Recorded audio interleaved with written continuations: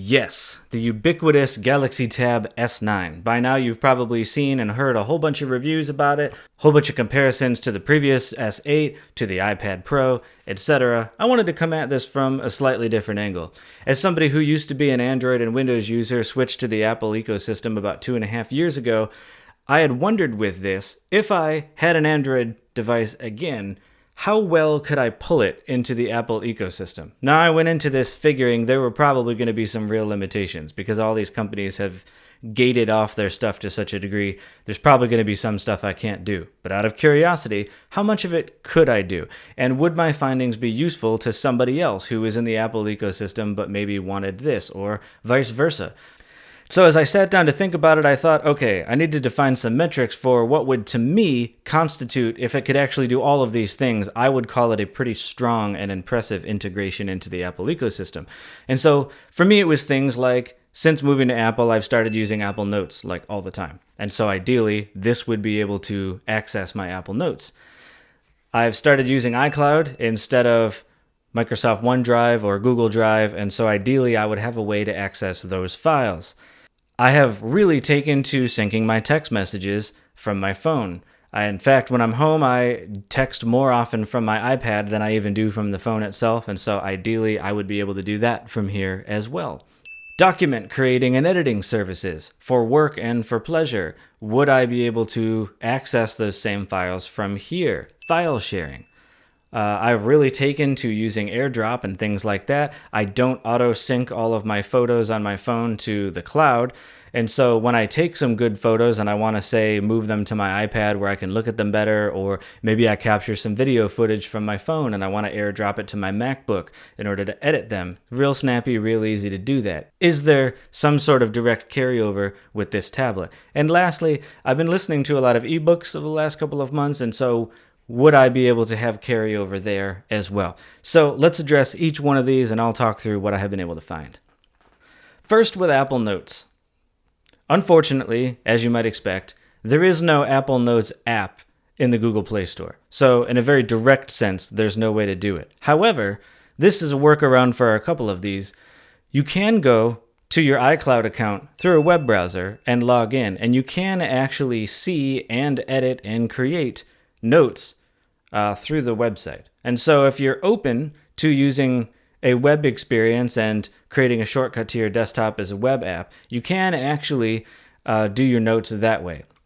Now, of course, you don't have the ability to use Bixby or, in the other case, Siri, to create quick notes verbally in the same way. But in a pinch, yes, you can access your notes, you can edit them, etc. That's pretty cool. It is less convenient doing it through the website than having a real app, but it works in a pinch.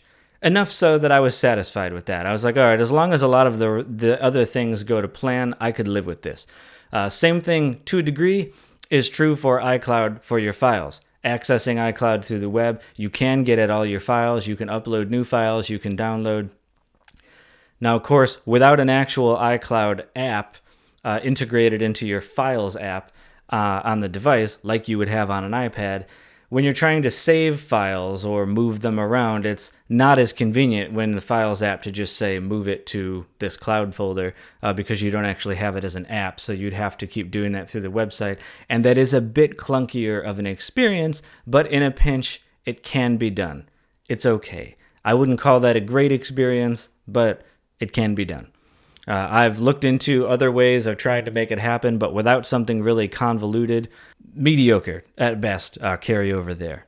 Text messages, same. Sadly.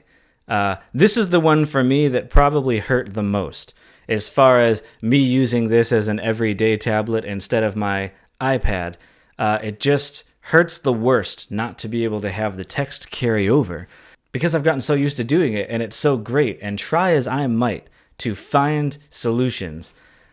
Some people recommended using Google Messages as your default app, but I don't see anymore that they have a Google Messaging app in the App Store for Apple, and it seems that I would need to have the Google Messaging app installed on my iPhone to get them to go to the Android tablet, so it can't be done that way. There are a few other apps that people say can create kind of a relay between your devices and make that happen. But I didn't really care to use those for a couple of reasons. So one, a couple of them basically require you to run an app on your MacBook and have your MacBook open and running at all times to make that work. Well, that just doesn't make sense for me. There are times when it's not plugged in and I don't want to be running the battery down constantly. There are times when it's in a travel bag, etc., etc. I just in general don't like the idea of an app having to run on my computer 24/7. And so that ruled a lot of those out for me. Other ones, there were privacy concerns, or people said the software is really buggy and it would miss a lot of messages. And so I really spent probably the most time when I was looking into all of this stuff on this piece of it, trying to make the text messaging part of this work. And I'm very sad to report that I have not yet found any way to reliably get your messages from an iPhone over to an Android tablet, other than people say, oh, I use WhatsApp or something like that instead. Sure, if you're going to use a service like that or Facebook Messenger or stuff like that, and you use that as your default messaging app, that's probably the most surefire way to get around these ecosystem limitations. And if you were using those, this whole thing is a non-issue because you could get those apps on any of these platforms and then you're cool. And I don't personally use Facebook or Facebook Messenger at all. But if you use those, that's probably at this time one of the best options to accomplish this that I have found. Documents, you're pretty much the same boat. If you have the right apps, it's not a big deal. Obviously, there is no Apple Pages app for Android. There are Microsoft Office apps for both platforms if you want to do that way. If you're not in an Office 365 subscription, you can of course use Google Docs. The app works okay on both. That's not a knock against either ecosystem. I have done content before where I've talked about how I feel like the web interface that you could use on an actual computer for Google Documents is a fair degree better than they've done on either of the apps. For some reason, I don't really care for the interface on the app on Apple or Android, but for basic document editing, particularly where you're going to share and collaborate the documents, by far, Google Docs has, for me, been the best experience for doing creative writing, website design, those types of projects professionally with other people. And of course, it's nice that you can use those on any platform. That's probably the best way I can think of to deal with your documents cross-platform like that, and that's pretty seamless. Ebooks, similar boat. Unless you've bought a whole bunch of ebooks and audiobooks on Apple Books app, which of course you are pretty locked into that ecosystem.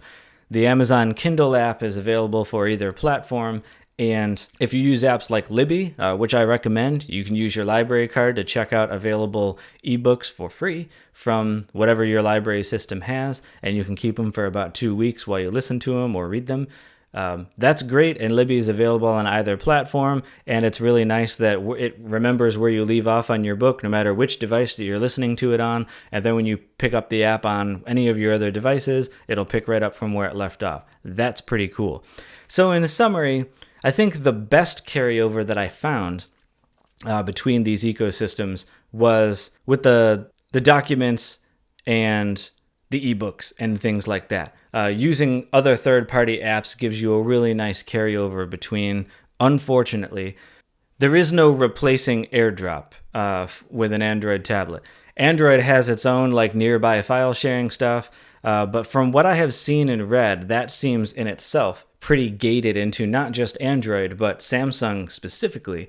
If you have a bunch of Samsung devices, great, and you can share files in a very similar way between all of them, but not necessarily always even to other Android tablets, and certainly not to iPads, MacBooks, etc. And of course, Apple doesn't let you AirDrop to Android stuff. So I didn't find a good way for right now to swap files between all these devices. And so that's a real bummer. I have a separate review coming on the Galaxy Tab S9 Plus where I'll talk about it on its own merits just as a tablet. But for the sake of this video, there was a real bummer to me that there were some pretty big limitations on how well I could integrate it into an Apple ecosystem.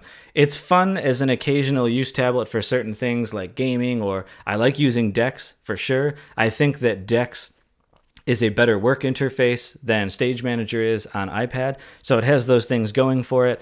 If I were full Android ecosystem, I would probably think that the Tab S9 is a stellar tablet to fit in. Sadly, try as I might not to fall into that really trite, well, just get whatever one your ecosystem is built on. I really wanted to find a way to bridge that gap more, but apart from what I've already shared, I have not found a great way to do that. And so, as cool of a tablet as the S9 Plus is, for me, it's never going to replace my iPad Pro as my everyday constant use tablet, simply because it's missing stuff like text message syncing, etc., that I use a lot. However, if you don't really care about text message syncing and you don't really use AirDrop, I think there are a lot of interesting ways that you could cross-platform between these. Like I said, you can use the web version of your notes in iCloud and things, and then if you're using third-party apps for documents and books and games and stuff like that, there is a lot of carryover between them. So it may not, depending on what you do with your tablet, may not be very difficult to make it fit meaningfully into the rest of your devices. So I hope that was helpful if you've wondered the same thing about what you can do with this. And if I find ways to do a better job of carrying between ecosystems, I will update with another video and let you guys know. And by all means, if you've found a better way than what I talked about here to do any of these things between platforms, please put it in the comments below and share with. But I would love to read it. I'm sure other viewers of this video would love to see it too. And otherwise, the tech exploration continues, and I will see you guys in the next video.